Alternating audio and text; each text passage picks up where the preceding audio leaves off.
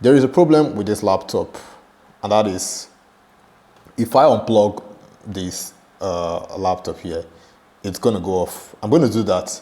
So what I want to do is I want to get under the hood of this machine to see exactly what is going on with the battery.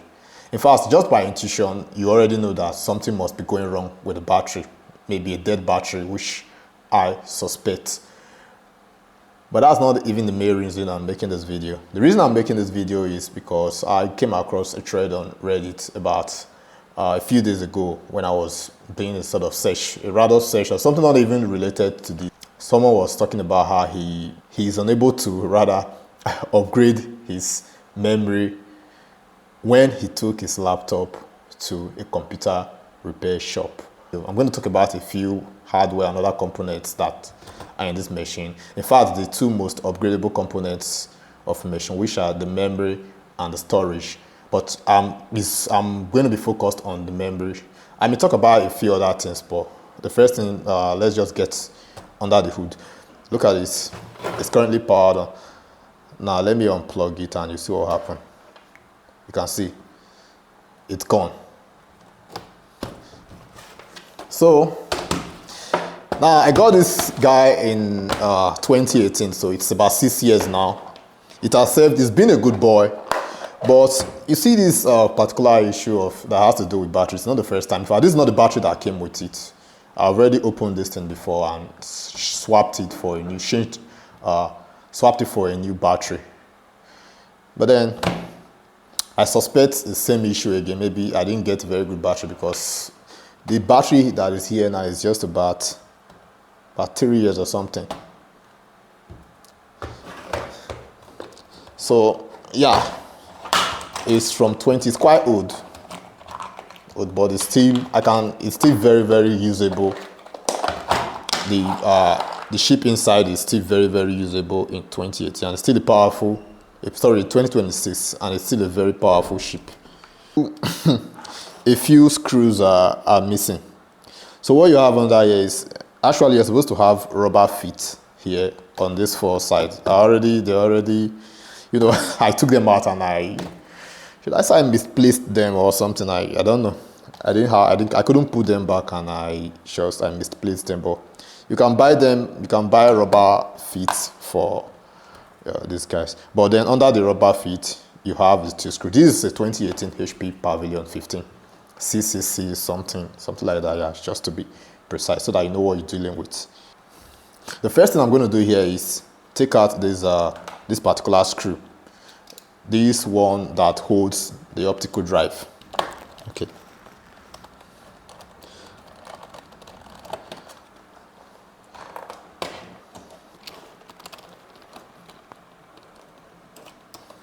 So a bit stubborn side, like there's how will I say? I would say there is a.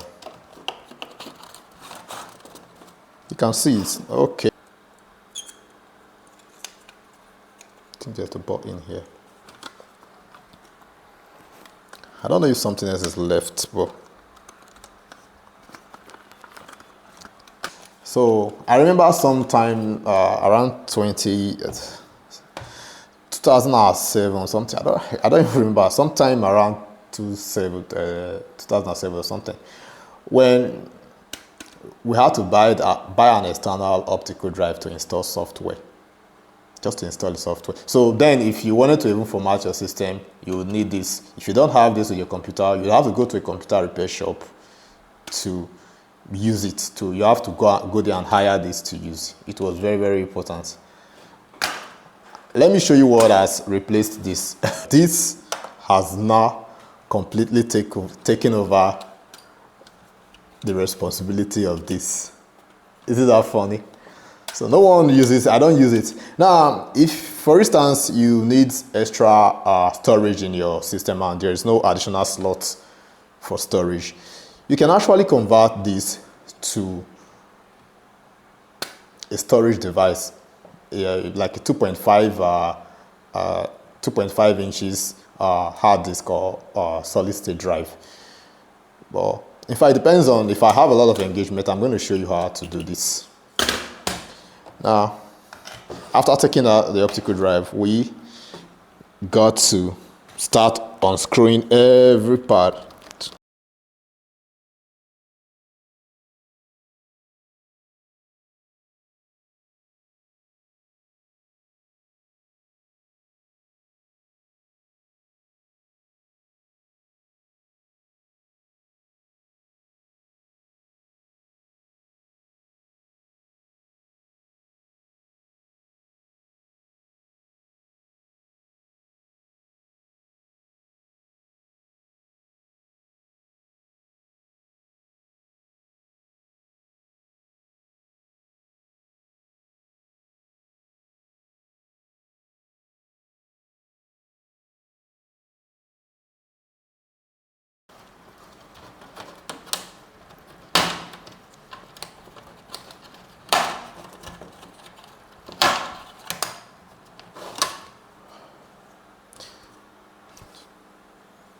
A lot of dust, and I even noticed that this fan was making a hell of noise recently.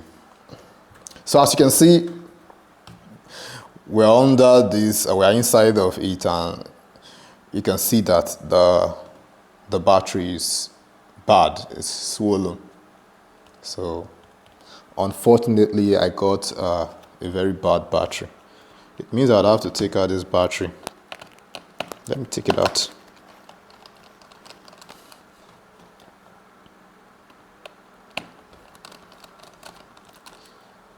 Obviously, I never really needed to remove this. I thought this clip was connecting the battery, but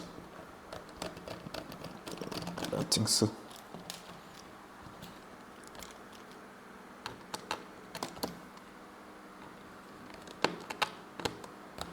I was even lucky, something like this could even cause fire, because this battery is obviously bad, swollen and bad. But wait, it was also as if this thing was not well connected. It was. So it's a bad battery. It's definitely a bad battery. So before I talk about the memory, of course, I'm going to focus on memory, but before I talk about memory, let me just say a few things about storage. This one wasn't the one that came with this laptop. So this slot was actually empty. It came with, the storage that it came with was this hard disk. This was it, Toshiba, whatever hard disk. Somewhere, I think it was somewhere here, yeah. But then I swapped it out. I got an SSD from Lexa. Put it here. I think it's about 500 gigs, and like you all know, SSD solid state drives are actually better. I don't know if I should put, but I don't have any reason to put this on here. I'm going to be using this as just an external storage device. Should I say secondary storage device? So now, as for storage, so your storage can either be a hard disk or a hard drive or a solid state drive. Now, even this one, you can also get a 2.5-inch SATA SSD.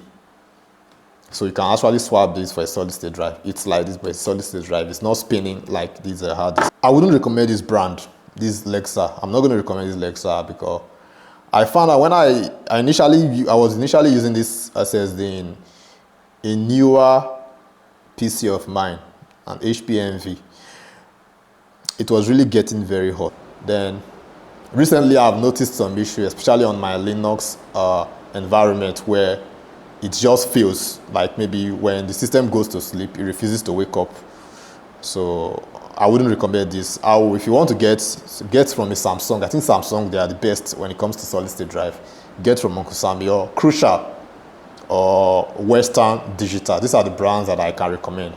I use a Samsung solid state drive in that my newer computer, and it has been the best that I've ever used. So for this, you get solid. You can get from Samsung. You can also use if you have this slot for a 2.5-inch drive. You can also get it. You can also put a solid state drive here. You can get from Western. I think Western Digital. You can get from Western Digital, or maybe even Crucial. I think Crucial also has a 2.5-inch storage drives. Now going to what brought us yesterday is the memory. So this is your RAM. The topic on Reddit was like, why is it when I got to the computer repair shop, I was told that I'm unable to upgrade it. Now, the reason being is that, like, the reason that could be is that your computer did not come with this type of RAM technology. So the RAM technology here is DIMM, dual inline memory module. What you have to know about this technology is that it works most optimal when both of these slots are occupied. And as you can see, I only have one of them. One of these slots is currently occupied with an 8 GB stick. So to take it out, you just put your hands here. These two, really, it's just, and then it comes off. So this one is the OEM. This one came with the laptop. It's 8 GB of RAM. Now, before you upgrade your RAM, here are the things that you have to know. First, since this is a PC, the kind of DIMM module RAM stick that you are going to get should be a SODIMM. SODIMM. The SO, I think the SO stands for small outline or something. I don't remember, to be frank. But what that means is that because you have little space in your laptop or your ultrabooks to fix in components, the RAM stick has to be smaller. So I said that this performs best when you have both of these slots occupied. But there was something that I didn't mention. There are conditions to it. So the first condition is that both must be of the same size. So if you have, as I'm already have, this is an 8 GB stick. I'm supposed to have another 8 GB stick here, and also it makes more for it to work. It should preferably be from the same manufacturer. Of course, it doesn't mean that if you have two RAMs from different manufacturers, they wouldn't work, but it would make more sense. It makes more sense if both of the memory sticks are from the same manufacturer. In my own case, I'm not meeting up one of this condition. That is, what I have here is 4 GB. There are actually 2 of them. I don't know where I dropped the other one. There are actually 2 of them that I took from my previous my other laptop when I was upgrading there. So this one is 4 GB and this one is 8. So if I combine them, it's going to make up 12 GB of RAMs. But then I'm going against that condition that I stated. Fortunately, this CPU is able to operate in instead of a dual memory mode, in a sort of a hybrid mode. They call it flexible mode, flex mode, something like that, flex mode. So what happens in the flex mode is that the first 4 GB of this 8 GB memory and the 4 GB and this 4 GB here, they are both together going to operate in dual memory mode, which is the optimal mode for this particular RAM technology. And then the other 4 GB is going to operate in the single channel. So these two, they are going to operate in dual channel, and in dual channel for the first 4 GB of this, and for this 4 GB, and then the remaining 4 GB on this one is going to operate in a single channel. One thing you should also take note of is the generation of the RAM. So this is a DDR4 RAM. This is also a DDR4 RAM. So if your memory slot is DDR4, you shouldn't use a DDR3 or a DDR5 because they are different generation. The number of pins, the number of contact pins, they are different. Then another thing too you should know is that now this one is a much more faster memory. This one is about 2000. Is it 28 or 2600 megahertz? I can't really see that properly here. I think this is about 2000 something megahertz. This one is 3200 megahertz. This one is faster than this. But what happens is that if you have two RAMs on the two channels, they are going to operate, it's backward compatible, so they are going to operate as fast as the slowest of these two. So they are going to operate at the speed of this slower memory. And I think that is all what you need to know about memory. So from here, I think the battery, this battery is gone. I'm going to be replacing this battery. I'm going to get a new one from AliExpress. So I'm not going to get these RAMs back into their slot. So I'm going to use this, maintain this 8 gig is already here, and then this 4 gig of memory. I'm going to place it inside the other slots to increase it from 8 gigs to 12 gig. Simple RAM upgrade, right? So it's simple. You just take it here. Hope I'm doing the right thing.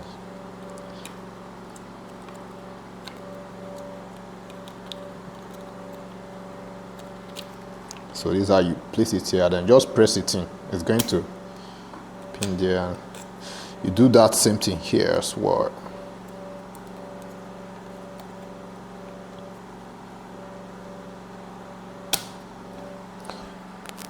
And then I don't have any reason to actually put this battery back, but let me just get it inside.